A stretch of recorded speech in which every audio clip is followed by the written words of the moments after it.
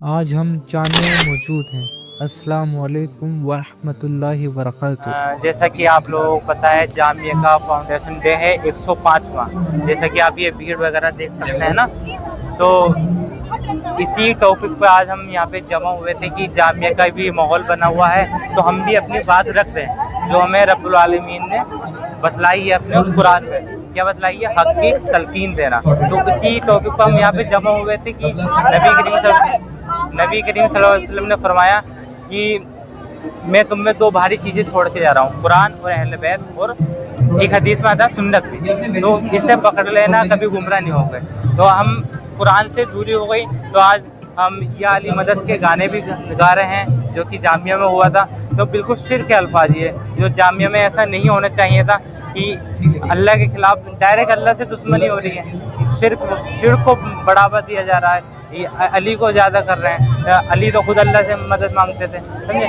تو اللہ تعالیٰ نے قرآن کو بہت آسان فرمایا کر دیا ہے نصیحت حاصل کرنے کے لیے۔ آپ قرآن کا ترجمہ پڑھیں، اللہ سے اپنے آپ کو جوڑیں، کنیکشن بنائیں، کیوں اس رب العالمین نے ہمیں یہ مینول دیا ہے زندگی جینے کا، یہ زندگی جینے کا مینول ہے ہمارا قرآن۔ باقی اور کتابوں میں شک ہو چکا ہے، بائبل میں، تورات میں، انجیل میں، ان سب چیزوں میں شک ہو چکا ہے، سمجھے؟ تو ہم اسی پہ یہاں پہ جمع ہوئے تھے کہ ہم قرآن سے جڑ جائیں۔ اللہ تعالیٰ فرماتا ہے وَلَقَدْ يَسَّرْنَا الْقُرْآنَ لِلذِّكْرِ وَهَلْ مُدَّكِرٌ۔ اللہ سورہ قمر آیت نمبر 22 میں کہ ہم نے قرآن کو آسان کر دیا، کیا ہے کوئی نصیحت حاصل کرنے والا؟ قرآن بہت آسان ہے، اس کا ترجمہ پڑھیں، قرآن اپنی زندگی میں لائیں قرآن کو، تو ہماری آخرت بھی بنے گی اور دنیا بھی بنے گی۔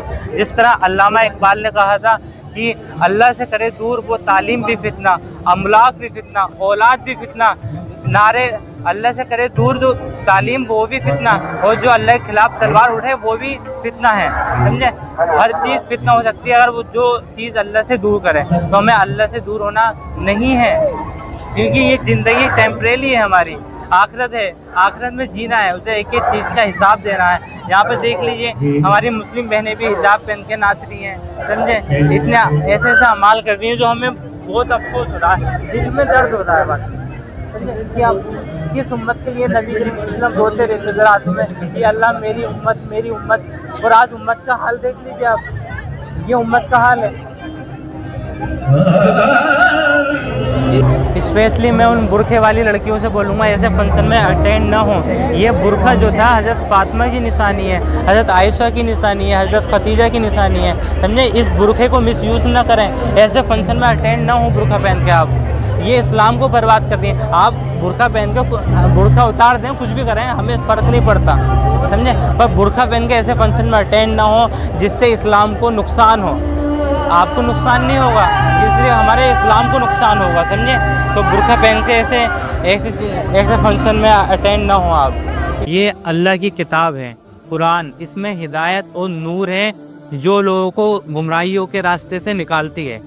اگر ہم اس کو اپنی زندگی میں اپنائیں گے تو زندگی کی جینے کا طریقہ آسان ہو جائے گا۔ اپنے رب سے کنیکشن جوڑ لیجئے، رب العالمین نے یہ زندگی ہمیں کچھ ٹیمپریری کے لیے یہاں پہ دنیا میں بھیجا تھا تاکہ ہم اس قرآن کو سمجھ کر پڑھیں اور اپنی زندگی میں رب العالمین کی حکموں کا پالن کریں، ٹھیک ہے؟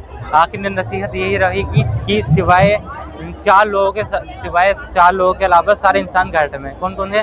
والعصر ان الانسان لفی خسر، سارے انسان گھاٹے میں، کہ جو ایمان لائے گا وہ بچے گا، جو حق کی تلقین کرے گا وہ بچے گا، جو عمل صالحات کرے گا وہ بچے گا، اور جو صبر کرے گا۔ باقی سارے انسان گھاٹے میں۔ کوئی یہ نہ سمجھے کہ ہم تو بڑے اعلیٰ تعلیم حاصل کر لی تو ہم بچ جائیں گے، نہیں، جو یہ چار کام کرے گا وہی بچے گا۔ تو میری آخری نصیحت یہی رہے گی کہ آپ قرآن کا ترجمہ پڑھیں، ٹھیک ہے، اور اپنی زندگی میں امپلیمنٹ کریں۔ اللہ حافظ۔